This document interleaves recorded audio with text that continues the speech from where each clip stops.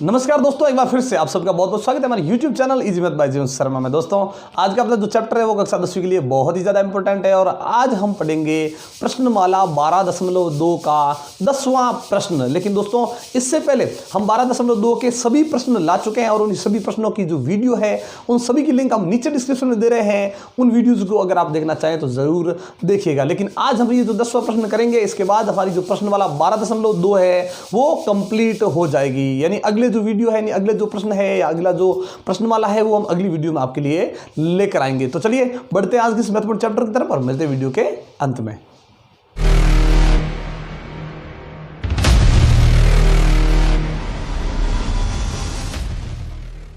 10वें प्रश्न में यदि एक वृत्त की दो समान जीवाएं, यानी इस वृत्त के अंदर दो समान जीवाएं हैं और हमने यहाँ पे समान जीवाएं बना दी है, एक ए बी बना दी, एक सी डी बना दी, जो दोनों क्या है बराबर, एक दूसरे को प्रतिच्छेद करती है, एक दूसरे को इस प्रकार से काट रही है और वहां बिंदु हमने ई अंकित कर दिया है। प्रश्न के अंदर नहीं था ई बिंदु, हमने मन से अंकित किया है। जैसा ये बोल रहा है वैसा ही हमने ये आकृति बनाने की आपको यहाँ पे कोशिश की है। चलिए प्रतिच्छेद करती हो तो सिद्ध कीजिए। अब क्या सिद्ध करना है कि एक जीवा के क्रमित भाग, यानी ध्यान रखें दोस्तों कि जब दोनों एक दूसरे को काट रही है तो उसके दो टुकड़े हो रहे हैं, इसके भी दो टुकड़े हो रहे हैं, इसके भी दो टुकड़े हो रहे हैं। क्रमित भाग यानी जैसे मान लीजिए हमने जीवा ले ली ए बी का एक टुकड़ा बड़ा है और एक टुकड़ा छोटा है, वो वापस क्रमशः दूसरी जीवा के संगत भागों के बराबर, यानी इस ए बी जीवा का बड़ा टुकड़ा सी डी जीवा के बड़े टुकड़े के बराबर करना है और ए बी जीवा का छोटा टुकड़ा सी डी जीवा के छोटे टुकड़े के बराबर करना है। और यही बात हमें सिद्ध करनी है भी बराबर है या नहीं। तो सबसे पहले जो प्रश्न में दिया गया है सबसे पहले उसे ही लिखते हैं। चलिए लिखते हैं, शुरू करते हैं भाई कि क्या दिया गया है। वृत्त की दो समान जीवाएं सबसे पहले दी गई है, वृत्त की दो समान जीवाएं। उसके बाद प्रश्न में क्या दिया गया है कि वे जीवाएं परस्पर प्रतिच्छेद करती है। यह दिया गया है कि भाई दोनों जो जीवाएं हैं वो क्या कर रही है, प्रतिच्छेद कर रही है। तो हमें क्या सिद्ध करना है, चलिए हमें सिद्ध करना है कि इनके क्रमित भाग या इनके क्रमित संगत भाग समान है या बराबर है, एक ही बात है। और यही बात हमें सिद्ध करनी है, जरूर सिद्ध करेंगे। सबसे पहले देखिए भाई इस प्रश्न के अंदर तो ये ए बी सी डी कुछ नाम दिए नहीं गए हैं, हमने मन से लिखे ना, आकृति अपने मन से बनाई है, तो इसको भी लिख देते हैं कि हमने क्या क्या लिया है। सबसे पहले हमने ली है समान जीवाएं, क्योंकि प्रश्न में समान जीवाएं थी ना, इसलिए समान जीवाएं ले ली। कौन सी, ए बी और सी डी, और वे परस्पर ई पर प्रतिच्छेद करती है।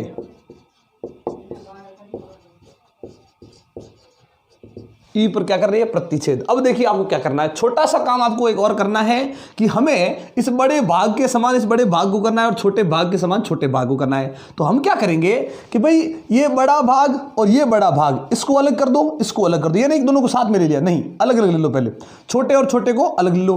तो हमने क्या किया, इस तरफ इस बी और सी को मिलाया, एक त्रिभुज बन गया जिसके अंदर क्या है, उन दोनों जीवाओं में से एक जीवा का बड़ा टुकड़ा और एक जीवा का छोटा टुकड़ा है। देखिए बीई और सीई, और जैसे ऊपर बी और सी को मिलाया क्या बन गया, एक छोटा सा त्रिभुज बन गया। चलिए इस त्रिभुज को याद रखेंगे, ये त्रिभुज अलग हो गया। तो इस तरह भी आके वही काम वापस एक जीवा के बड़े टुकड़े और छोटे टुकड़े को लेकर इस प्रकार से उन शीर्षों को मिलाएंगे। यहां पे भी एक त्रिभुज का निर्माण हो चुका है। यानी हमने क्या किया, या मन से क्या खींची है, जीवाएं। ध्यान रखिए दोस्तों, जीवाएं इस प्रकार से खींचनी है कि उस तरफ और इस तरफ दोनों तरफ त्रिभुज बनना चाहिए और लगभग आपको यह लगना चाहिए कि दोनों त्रिभुज एक जैसे हैं, इनमें कोई फर्क नहीं है, दोनों ही एक जैसे हैं। यानी अब ये अपना प्रश्न है वो कक्षा 9वीं का प्रश्न हो जाएगा, थोड़ा 10वीं का, थोड़ा 9वीं का, और इस प्रकार से प्रश्न अपना कंप्लीट हो जाएगा। तो हमने क्या किया, बी को सी से मिलाया, बी को सी से तथा ए को डी से मिलाया। और जैसे ही मिलाया यहां पे क्या हुआ दोस्तों, दो त्रिभुजों का निर्माण हो गया। कौन कौन से दो त्रिभुज, अब ध्यान से देखिएगा, यहां पे देखिए ये ऊपर त्रिभुज है और नीचे त्रिभुज है। ऐसा लग रहा है कि ऊपर का जो त्रिभुज है और नीचे का जो त्रिभुज है वो एक दूसरे के प्रतिबिंब बन रहे हैं, यानी ये बिंब है तो ये प्रतिबिंब, और ये अगर बिंब है तो वो प्रतिबिंब। ऐसा लग रहा है जैसे बीच में क्या पड़ा है, दर्पण, कांच पड़ा है, और उससे ये बाहर जो खड़ी वस्तु है उसके अंदर क्या बन रही है, परछाई यानी प्रतिबिंब बन रहा है। ऐसा हमें लग रहा है यहाँ पे।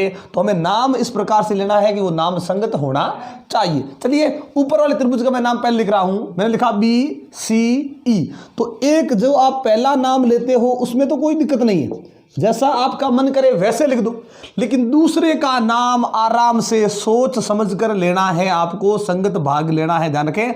तो देखिए इसका नाम हमने क्या लिया, BCE, यानी हमने क्या किया कि भाई अभी जो मिलाई थी उस पर चलकर हम उस जीवा के बड़े टुकड़े पर चले। तो इसमें भी ये करो कि जिसको आपने अभी मिलाया है वो और जीवा के बड़े टुकड़े के साथ। तो चलिए नाम हो जाएगा DAE, ध्यान रखिए इसका नाम हो जाएगा त्रिभुज DAE। तो इन दोनों के अंदर जाते हैं और देखते ये है कि भाई इस त्रिभुज के अंदर एक जीवा का बड़ा टुकड़ा है और दूसरी जीवा का छोटा टुकड़ा है, मतलब त्रिभुज बन गया।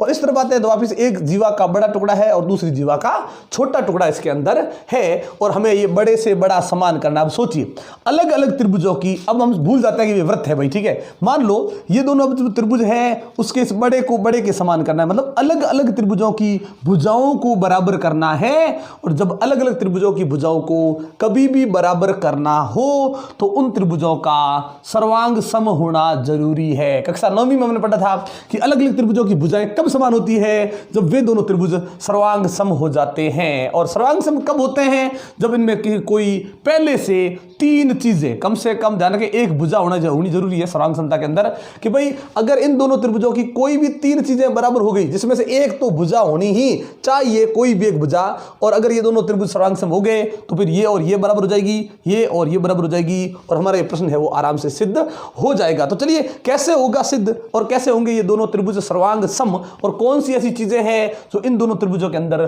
पहले से समान है, हम उसका पहले चयन करते हैं। देखिए इन दोनों त्रिभुजों के अंदर इन दोनों त्रिभुजों का हमें क्या करना है, सर्वांग सम करना है, जरूर करेंगे।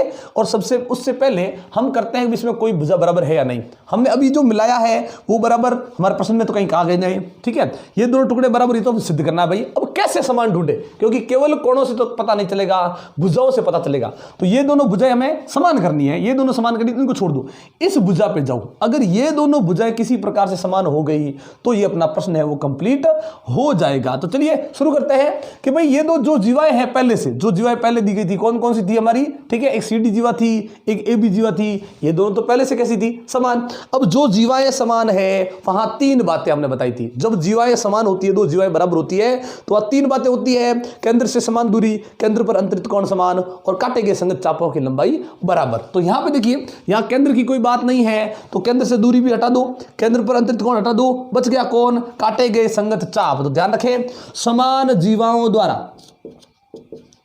समान जीवाओं द्वारा काटे गए संगत चापों की लंबाई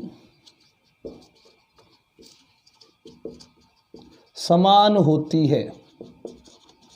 बस यही ध्यान रखना है कि जो जीवाएं बराबर होती है उनके द्वारा काटे गए जो संगत चाप होते हैं उनकी लंबाई बराबर होती है। अब देखिए ये जो AB और CD जीवा बराबर है, तो सोचिए ये जो AB जीवा है वो कौन सा चाप काट रहा है, तो भाई ये जो जीवा है अपने दोनों तरफ चाप काटेगी, हमें दोनों तरफ नहीं लेना, एक ही लेना, ठीक है। चलिए यहां से शुरू करता हूं AB जीवा तक, ठीक है। AB जीवा का अंतिम बिंदु कौन सा है, B तक, तो ये चाप हो गया ADB। चाप कौन सा हो गया दोस्तों, ADB।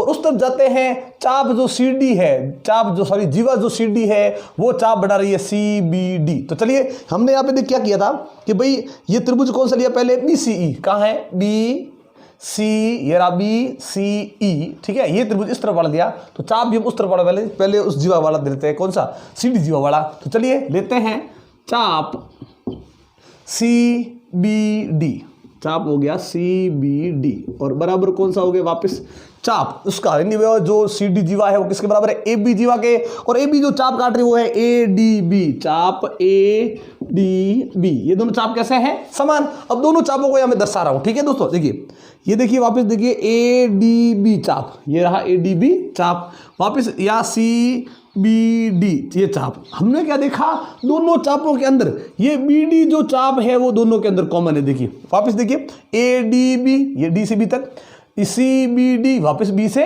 डी तक। तो दोनों में से मैं क्या कर रहा हूं, चाप बी डी घटाने पर, चाप बी डी घटाते हैं, और वो भी दोनों पक्षों में से। ध्यान रखिए दोस्तों, दोनों पक्षों में हमें क्या करना है, चाप बी डी घटाना है। अब देखिए दोनों चाप कैसे बराबर, जब दोनों में से एक ही चाप, एक ही चीज दोनों में से घटाएंगे या दोनों में जोड़ेंगे तो भी इनका मान क्या रह जाएगा, समान ही रहेगा। तो चाप ये है सी बी डी माइनस कर दो चाप बी डी बराबर ये क्या है, चाप ए डी बी, और माइनस क्या कर दो चाप बी डी। चलिए माइनस करते हैं, क्या बचता है, या देखिए चाप जो है वो है सी बी डी में से बी डी चला गया, चाप बच गया ये कौन सा, चाप बी सी, चाप बी सी है वो बच गया। और उस तरफ देखते हैं कि क्या बचा, चाप था कौन सा, ए डी बी, उसमें से बी डी चाप निकाल दिया, ये बच गया चाप कौन सा, ए डी, चाप ए डी बच गया। अब सोचिए यहां पे हमने क्या बताया कि जब जीवाएं बराबर होती है तो काटे गए संगत चापों की लंबाई बराबर। अब सोचिए अगर ये दोनों चाप बराबर है, कौन कौन से, चाप बी सी और चाप ए डी, अगर ये दोनों चाप बराबर है तो इस चाप को काटने वाली जो जीवाएं हैं कौन कौन सी, सी बी यानी बी सी जीवा और ये ए डी जीवा, ये भी कैसे हो जाएगी, बराबर। देखिए समान चाप काटने वाली, समान चाप काटने वाली जीवाएं भी समान होती है। अगर ध्यान रखें दोस्तों, जीवाएं बराबर तो संगत चाप बराबर, संगत चाप बराबर तो जीवाएं भी बराबर। तो चाप बीसी और चाप एडी बराबर है, तो चाप है बीसी, ये रहा चाप बीसी, तो इससे जीवा बन गई बीसी, ठीक है, तो ये बन गई बीसी। वापस बराबर देखिए चाप कौन सा है, ए डी, तो इसके शीर्षों को मिलाने वाली जीवा कौन सी है, ये ए डी, ये दोनों क्या हो जाएगी, बराबर। तो देखिए जो त्रिभुज हमने लिया था कौन सा, त्रिभुज बी सी ई, इस तरफ वाला ये त्रिभुज, इस त्रिभुज की ये जो भुजा बी सी है वो बी सी भुजा, त्रिभुज डी डी ए ई, त्रिभुज देखिए डी ए ई, ये जो त्रिभुज लिया था उसकी इस भुजा के क्या हो गए, ये दोनों बराबर। देखिए इस दोनों त्रिभुजों की एक एक भुजा क्या हो गई, बराबर। भुजा बराबर हो गई, लेकिन एक भुजा बराबर होने से दोनों त्रिभुज सर्वांग सम नहीं हो सकते। अब इन पर इनकी अगर कोई एक और भुजा, यानी अगर और भुजाएं बराबर होती तो वो कर दो, लेकिन दोस्तों इसके अलावा इसकी ये दो भुजाएं हैं और ये दोनों बराबर हमें सिद्ध करनी है दूसरे त्रिभुज के साथ, यानी दूसरे टुकड़ों के साथ, यानी पहले से बराबर नहीं है। अब इनको बराबर करने के लिए और कौन सी चीजें हैं जो बराबर हो सकती है, तो हमें ऐसा लग रहा है कि भाई ये सी वाला कोण उस त्रिभुज के इस ए वाले कोण के बराबर हो सकता है, नजर ऐसा आ रहा है भी, ठीक है, लेकिन बराबर है या नहीं ये वास्तव में पता है नहीं। तो देखते हैं बराबर है या नहीं। सोचिए कि ऊपर जो सी बिंदु पर कोण बन रहा है, इस कोण की ये दोनों भुजाएं कहां से आ रही है, दोनों आ रही है परिधि से। देखिए परिधि के बिंदु बी से और परिधि के बिंदु डी से। चलिए सी वाला जो कोण बन रहा है उसकी दोनों भुजाएं परिधि पर स्थित दो बिंदु बी और डी से आ रही है, ठीक है। हमें सी के समान कौन सा लग रहा है, ए, अभी तक समान है या नहीं हमें पता नहीं है, हमें ऐसा लग रहा है, लेकिन ए वाली दोनों भुजाएं कहां से आ रही है, परिधि पर स्थित बिंदु बी और डी से। हमने क्या देखा कि ये दोनों जो कोण बन रहे हैं बी और सी, दोनों ही कहां बने हैं, वृत्त की परिधि पर बने हुए हैं, और इन दोनों की जो भुजाएं हैं वो दोनों कहां से आ रही है, बी और डी से। अब यहां पे एक छोटी सी बात समझिएगा, क्या है छोटी सी बात, वो देखिए एक ही चाप द्वारा, ध्यान रखिए दोस्तों, एक ही चाप द्वारा वृत्त के शेष भाग पर अंतरित कोण समान होते हैं। ये जरूर ध्यान रखें दोस्तों कि भाई ये बात ये है कि एक ही चाप द्वारा, यहां पे हमने क्या देखा कि कोण ए और सी जो बन रहे हैं इसकी दोनों भुजाएं कहां से आ रही है, बी और डी से, यानी ये चाप बन गया बी डी। चाप कौन सा बन गया, ये बी डी। और ये बी डी चाप क्या कर रहा है, खुद पर नहीं, खुद के अलावा जो शेष भाग है, वृत्त का जो शेष भाग है, उस शेष भाग पर कहीं पे भी अगर कोण बना दे, ये जो चाप है इससे दो जीवाएं निकलकर वृत्त की परिधि सामने वाले भाग पर कहीं पे भी कितने भी कोण बना दे वो सब कोण समान होते हैं। ये एक प्रमेय है दोस्तों, ये जरूर याद रखिए कि भाई एक ही चाप द्वारा वृत्त के शेष शेष भाग पर, खुद चाप है, खुद के अलावा जितना चाप बच गया उस पर यदि वो कोई कोण बना देता है तो कोण कैसे हो जाते हैं? बराबर। तो चलिए चाप कौन सा? तो चाप का नाम हमने ले लिया BD। चाप BD द्वारा क्या बनाया गया है? दो कोण। कौन कौन से? सामने देखिए C और A, हम इनका सीधा यही नाम लिख देते हैं। चलिए कोण C और कोण A, यही नाम लिख दिया हमने, कोण C और कोण A। उस तरफ देखा मैंने, हमने क्या कि भाई ये जो दो भुजाएं हमने बराबर की थी BC और कौन सी? AD। BC और AD हमने बराबर की थी ना, उस BC और AD पर बना एक एक कोण क्या हो गया? बराबर। चलिए उस तरफ वापस देखते हैं कि भाई उसी भुजा पर बना कोण B और उसी भुजा पर बना कोण वापस कौन सा? D। ये दोनों बराबर हो सकते हैं या नहीं? तो इन दोनों कोणों की देखिए, ये जो कोण B बन रहा है इसकी दोनों भुजाएं आ रही है C और A से, मतलब किस चाप से आ रही है? AC चाप से आ रही है। ध्यान के चाप AC से आ रही है और बिंदु B पर क्या बन रहा है? कोण, और बिंदु B कहाँ? परिधि पर। इस B के बराबर हमें कौन सा लग रहा है? D, और D की दोनों भुजाएं जो है वो कहाँ से आ रही है? A और C से। मतलब क्या देखा? B वाला जो कोण है और D वाला जो कोण है, इन दोनों कोणों की जो भुजाएं हैं वो A और C से आ रही है। यानी यही बात यहीं पे कि भाई एक ही चाप द्वारा, ठीक है, जितने भी कोण उसके शेष भाग पर बनते हैं, वृत्त के शेष भाग पर बनते हैं, वो कैसे होते हैं? बराबर। तो एक और हो गया कि चाप कौन सा ले लिया हमने? AC। चलिए चाप AC द्वारा, अब चाप AC द्वारा कौन कौन से कोण बन रहे हैं? देखिए चाप AC द्वारा यहाँ पे देखिए कोण B और यहाँ पे कोण D। तो ये कोण B हो गया और ये कोण D हो गया, दोनों हो गए बराबर। अब सोचिए कि दो अलग अलग त्रिभुजों के अंदर एक एक भुजा बराबर, वापिस उसी भुजा पर बना एक एक कोण, फिर एक एक कोण बराबर हो गया। तो अगर दो अलग अलग त्रिभुजों के अंदर एक एक भुजा बराबर हो और उसी पर स्थित एक एक दो कोण बराबर हो, तो सोचिए दो कोण बीच वाली एक भुजा, दो कोण बीच वाली एक भुजा दूसरे त्रिभुज के, यानी दूसरे त्रिभुज के संगत भागों के बराबर हो रही है। यानी हमने क्या देखा कि भाई दो तो कोण बराबर है और उनके बीच की एक भुजा बराबर है। ASA यानी कोण भुजा कोण सर्वांग समता के नियम से। यहां पे लग गया दोस्तों सर्वांग समता का नियम। चलिए सर्वांग समता के नियम से, जैसे ही सर्वांग समता का नियम लगाया, जो त्रिभुज हमने लिए थे, कौन कौन से लिए थे? BCE और DAE, नाम दोनों संगत है दोस्तों, BCE और सर्वांग सम त्रिभुज हो जाएगा DAE, दोनों ये त्रिभुज हो जाएंगे सर्वांग सम। अब सर्वांग सम होने के बाद हमें पता है कि जब दो त्रिभुज सर्वांग सम हो जाते हैं, उनकी हर एक संगत चीज आपस में बराबर होती है। हमें क्या करनी है कि भाई ये टुकड़ा और ये टुकड़ा बराबर करना है और ये टुकड़ा और ये टुकड़ा बराबर करना है, जो इस त्रिभुज में भुजा का काम कर रहे हैं। तो हम क्या लिखेंगे कि सर्वांग सम त्रिभुजों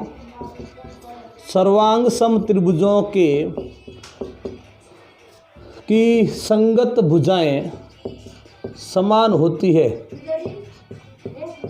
संगत भुजाएं समान होती है। तो चलिए संगत भुजाएं बराबर कर देते हैं। कौन कौन सी? कि इस त्रिभुज की हो गई CE, इस त्रिभुज की हो गई CE भुजा, तो वापस उस त्रिभुज की भुजा हो जाएगी AE और वो कैसे हो जाएगी? बराबर। CE बराबर AE।